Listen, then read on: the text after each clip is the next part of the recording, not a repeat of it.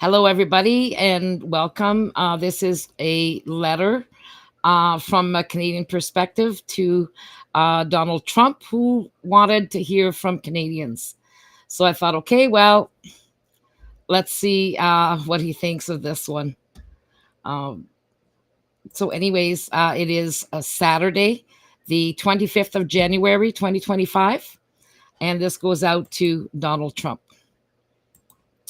Like Americans and peoples worldwide, even though we all have acting heads of state and governments that can change at any given moment in politics, what remains constant is that we, the people, are the true shareholders, co owners of each of our countries. Just to inform you legally, no province can separate from Canada or make decisions on their own through premiers or the prime minister. Canadians have a legal say in all of what our governments do. As acting presidents, prime ministers, and so on, you all work for the people.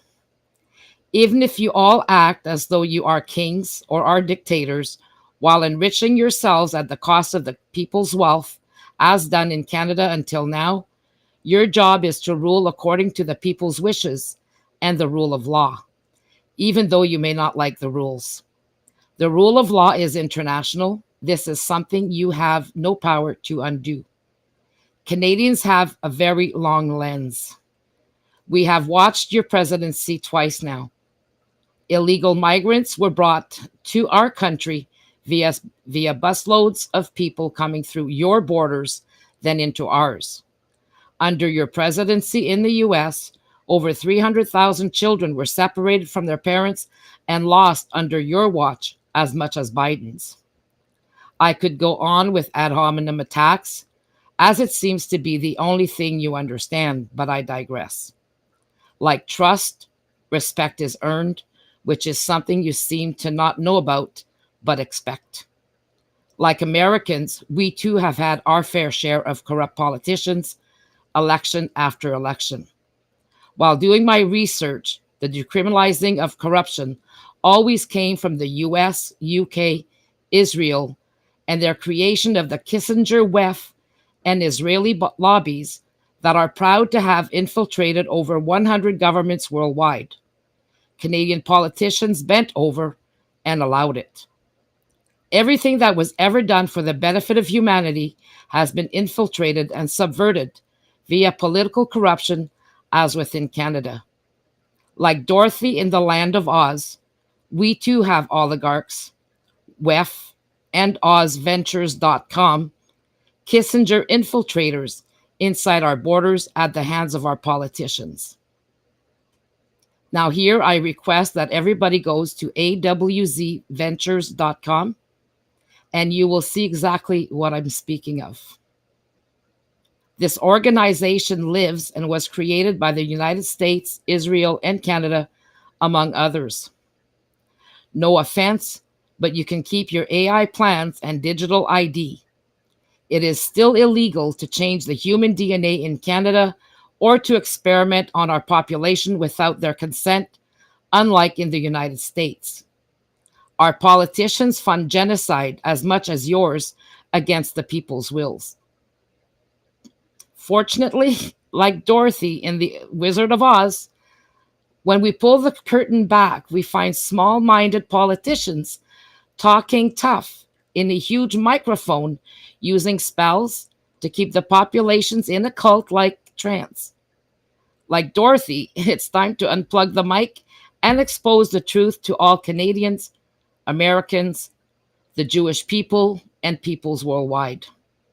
Here is something you and many others might not realize. It is that Canadians and the Indigenous peoples of Canada together own this country, lock, stock, and barrel. So why would we want to join the US and give away our lands and territories, natural resources, and wealth, with all of its benefits in our control that belong to all of us? But most importantly, it also belongs to future generations, so we have no right to give it away. Why should Canadians and Indigenous peoples give away our wealth only to be further stolen and pillaged by the United States oligarchs and private corporations to make them wealthier more than they are now and the people poorer. Why should Canadian resources and wealth become yours? For security? Seriously, who needs who more? I'd say it goes both ways.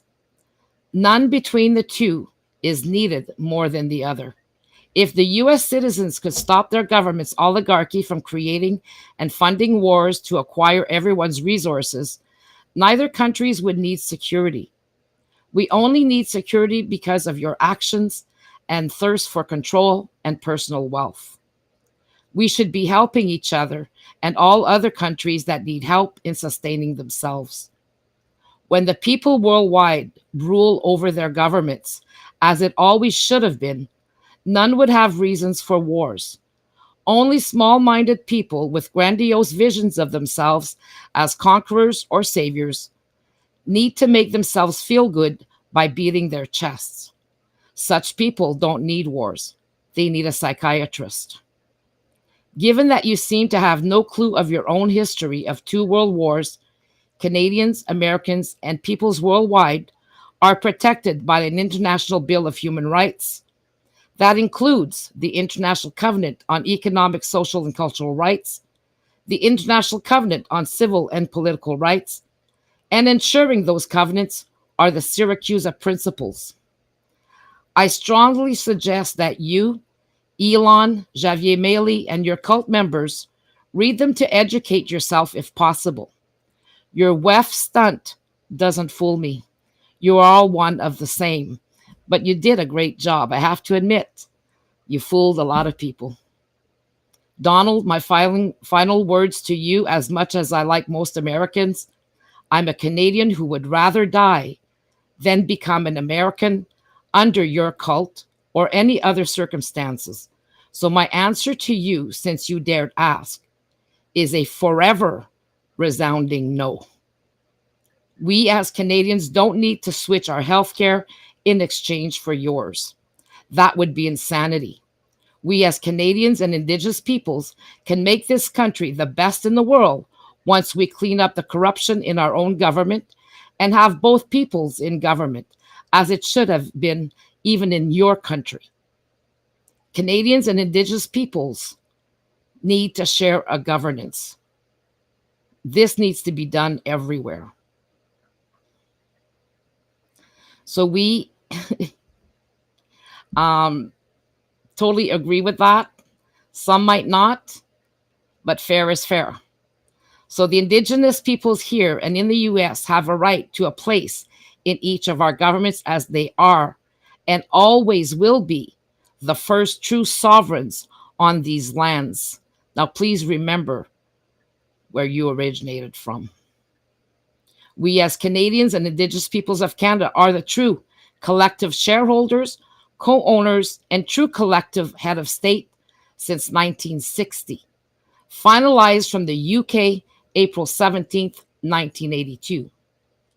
We will decide what happens with our resources, and our politicians will refrain from selling us out through an economic war that you yourself are creating as a bully and dictator. I'm certain that as good a father as you portray yourself to be, I'm also certain that that is not the legacy you want to leave behind.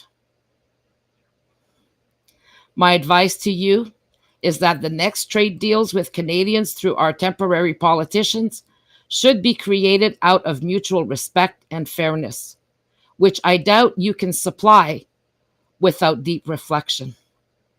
Donald, I wish you all the best of luck with that, and that you too will put the people first, as they are the power over you and not just America's oligarch first.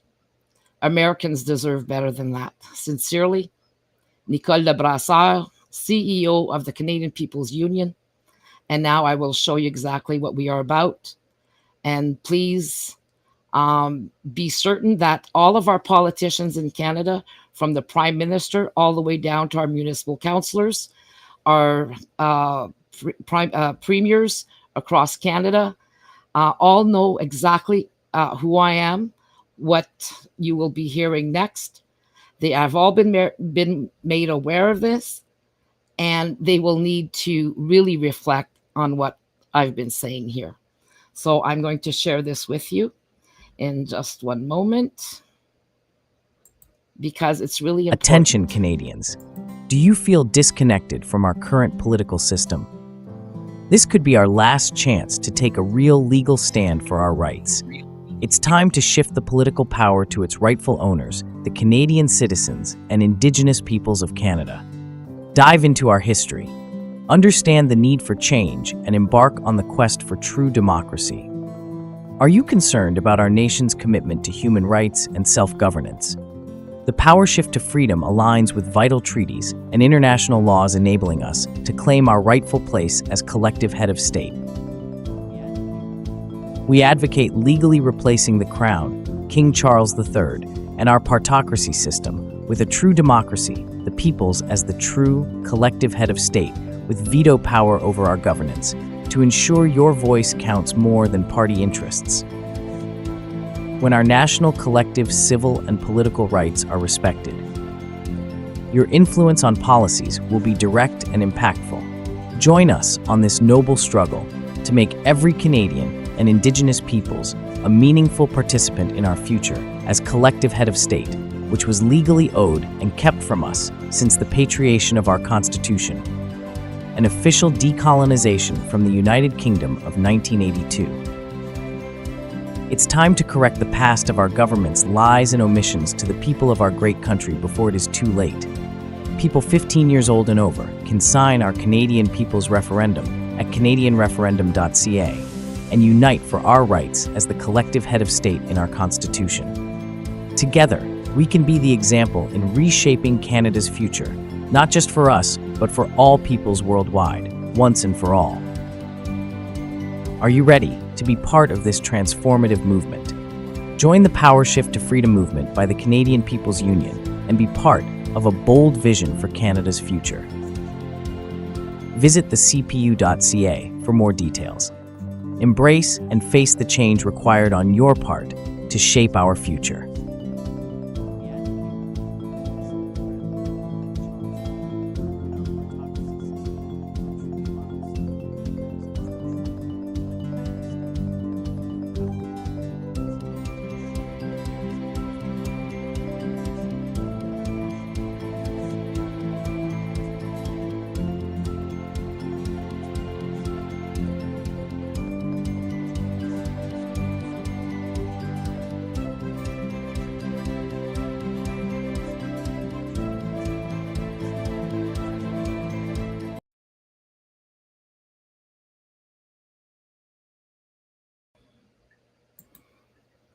Now, this is how you send love to everybody, to every country, because Donald, American citizens are above you. They have a right to final say, and you have no right to make decisions without consulting them. 1960 was a decolonization, releasing all peoples worldwide free from governments, from oligarchs, from colonialism, and from imperialism. You are not a king. Please see us at thecpu.ca. If you want to reach me, call me. Thank you, everybody. Best of luck.